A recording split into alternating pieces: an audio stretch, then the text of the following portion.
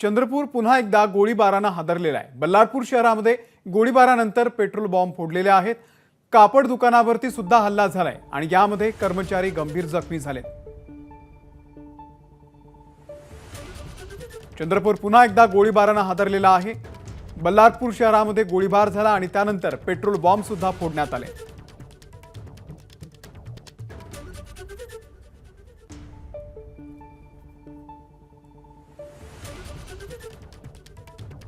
कापड दुकानावरती हा हल्ला झालेला आहे। यामध्ये काही कर्मचारी गंभीर जखमी झालेले आहेत।